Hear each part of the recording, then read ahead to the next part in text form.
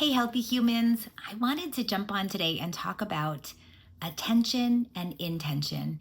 They're these so important things that we really don't talk about, where we place our attention. I'll tell you a personal story.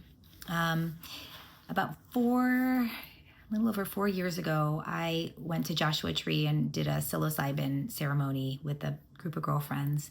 And I heard voices. It's not my first clear audience, yeah, clear hearing. It wasn't the first time I had heard voices, but I was, the trees told me, where you place your attention is what you see. Choose carefully.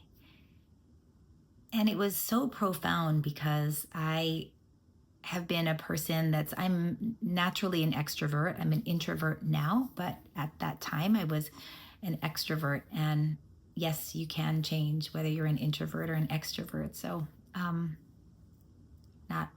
don't think it's common, but it can happen. And I was giving my attention to a lot of different people and places and things. And I was one of those people that could really be tied down by my thoughts.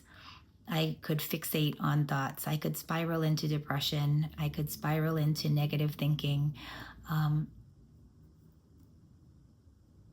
so when I heard where you place your attention is what you see, choose wisely, it told me, one, to notice where I'm putting my attention.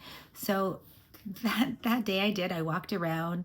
I took pictures of my feet. I took pictures of the horizon. And I would look at these things and go, oh, wherever I brought my attention, I could bring it to one of the giant cacti and notice the hummingbird that's fluttering there, or the bees. But wherever I brought my focus is what I saw. Out of the whole vast landscape of Joshua Tree, which is this beautiful desert, I mean, it's just gorgeous. I could look at any one area, with our eyes, right? We can see this much out of everything that exists. So wherever I place my attention, that's what I'm going to see. Later, I would do a hypnotherapy certification, and my teacher used the metaphor of being in a dark warehouse, like a huge giant warehouse, and you've got a flashlight, and wherever you shine the flashlight is what you see. So you might see a part of a chair, or you might see a ping pong table, or you might see a copy machine. Wherever your flashlight is shining, that's what you see. Now, all of these items are still in the warehouse. They still exist, but we can't see them because that's where we place our attention. So I started playing around with this. Where am I placing my attention? And I just kind of made it a game. Like, am I going to give that my attention? Am I going to give that? What do I need to focus on today for me? And where can I place my attention? Is that a person that I want to give my attention to? Is that an event I want to give my attention to? Is that,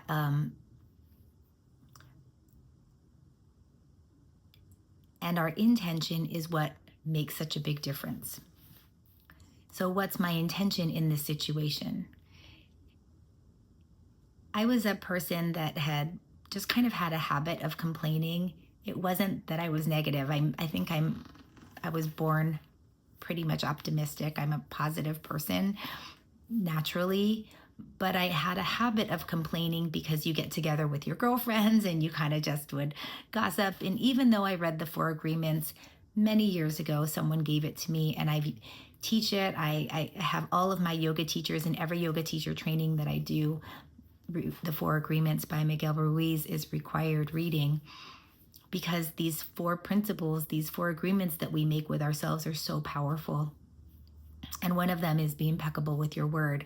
So when I started to be more impeccable, and of course everything is a spectrum, right? So when I started off being impeccable with my word, it meant like, okay, I'm going to stop gossiping, or I'm going to not say anything negative. But of course we don't see all of our unconscious patterns. So over the decades, I've become more and more aware of these unconscious patterns. In Sanskrit, we call them samskaras. They're habits, basically. And so as we become more aware of them, then you can pull them out and remove them. And there were some that I'm like, I'm going to keep that one. I'm not ready to let go of that one yet. But understanding that, that thought pattern, that doesn't have to be there. That belief, that perspective doesn't have to be there. So what's my intention in this situation? So if my intention is to bring peace to a situation, or my intention is to have a good experience in the situation, what part of this am I placing my attention on? You've probably heard this, but the story about 3 blind men and an elephant, and each one is feeling a different part of the elephant. And so one says, I feel something that's really thick with hard skin, and it's thick and it's big and it's, kind of cylinder shape and round.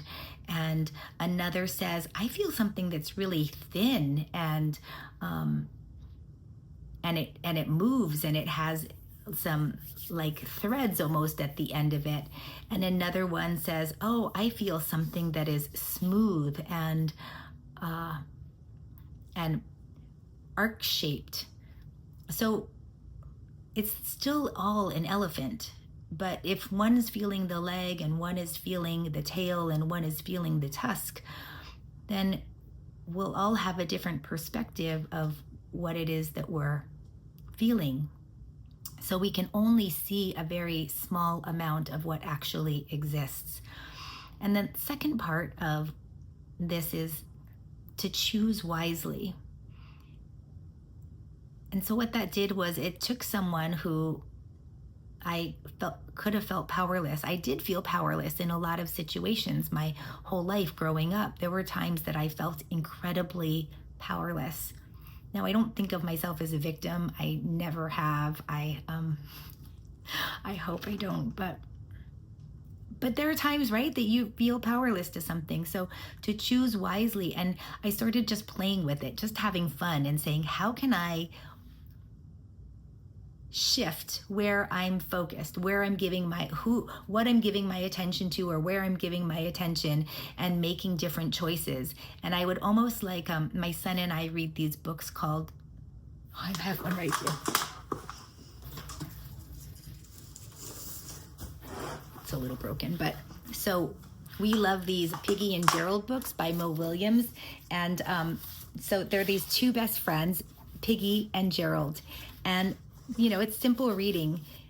And Piggy is the optimist. She's so fun. She's always happy. She's always looking for the bright side. And Gerald is the pessimist, and he's always kind of cranky and looking at the downside. And so my son and I will read the book and be the different characters. So sometimes, I'm Piggy, and sometimes he's Gerald, and sometimes he's Piggy, and sometimes I'm Gerald. So we get to play around with these different perspectives and go, all right, I can see it's the same situation that's happening to both of them, right? They're both involved in the same thing. And one's like, wow, look at all the stars, or whatever, it's raining, yay. And the other one's like, it's raining, but that we have a choice in every experience that we have. We have a choice in how we can perceive that experience.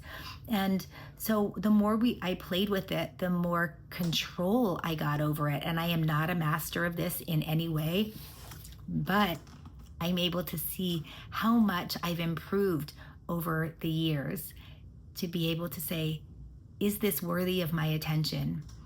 In grief, when there's grief, there's trauma. And as a single parent, you have no energy. And I'm going to throw menopause in there too, right? Grief, trauma, menopause, single parenting. You have no energy. I had nothing. I was like running on empty all of the time. And so I had to be really selective about where I put my attention. And it's kind of cool because as an extrovert, I was like, hey, always talking, always being with people. I love being with people. It fueled me, but I was also giving away a lot of my attention. I was giving away often the best part of my the best part of my energy. I was giving to other people. I would come home and be tired. I would be depleted. So I'd get home with my kids and I would be drained, and I would be like, I can't talk. I mean, I literally would walk in the door and say, you guys, I can't talk. I'm too empty. These are my kids, right? So in grief, at this time, it got me to be super aware about, where is my attention going? Where is my energy going? What am I going to invest in? And I just said no to anything that wasn't going to help elevate me, anything that wasn't bringing healing to me or to my family, anything that didn't have me and my family, our best interest at heart. I mean, it got to the point where I was like, no one is allowed in my home unless you have our best interest at heart. It's just not allowed, you know? So the boundaries I started to develop boundaries, which is really a wonderful thing. I mean, I was like 48. I didn't know about boundaries, but where we place our attention is our most precious resource. It's more important than money. It's more important than stuff. It's more important than air is pretty important. So I'm not going to say it's more important than air and water. But anyway, I just wanted to share that because I think it was a really cool way for me to be able to increase my energy without even having to change anything else. Now I changed lots of other things. I'll jump on and talk about those another day. But if you're like, oh, I'm so tired of being tired, then just take a little bit of time and say, okay, well, what's important to me? What's important to me at this stage of my life? And then it takes mindfulness. The mindfulness practice is really wonderful for being able to say, what am I paying attention to? Now, I have these thoughts too that pull me in. It's like Pema Chodron calls it getting hooked, right? There's something negative happens. Someone says something to you. You feel a certain emotion. Maybe you feel insulted or victimized and then offended. That's a big one, right? And then we just want to replay it over. And I can't believe they said that. I can't believe they did this. How could they do? And when I catch myself doing that, because it is a hook, you're like literally, right? The fishing hook is pulling you and you can't, every time you struggle, it makes the hole bigger.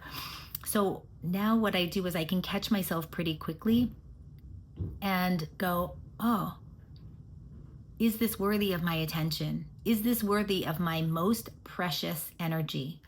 And based on what my goals are, it's usually not. Actually, it's almost always not.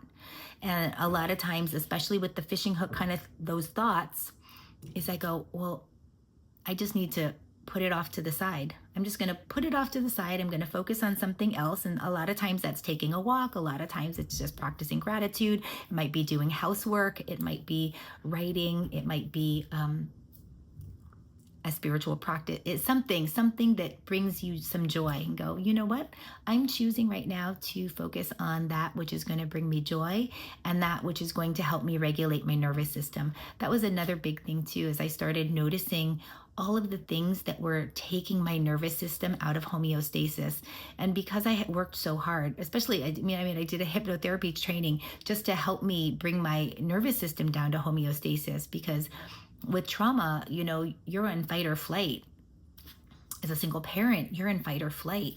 And so it wasn't good for me or my family. I had to be able to bring it down.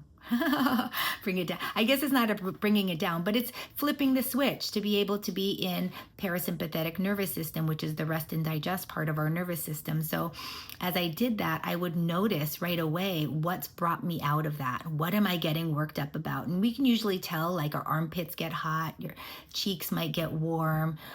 You have an instant, like a burst of adrenaline because we're all of a sudden going on the offensive. So when I notice that, then I go, well, okay, is this important?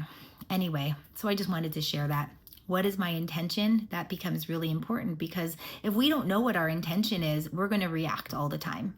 And reacting requires a lot of energy. So if you're a woman in menopause, if you're in grief, if you've experienced trauma and you're working to heal, if you notice that you're tired all the time, or you're saying you're tired, or you feel tired, or your body feels heavy, then go, oh, wait a second, where is my energy going? Where is my attention going?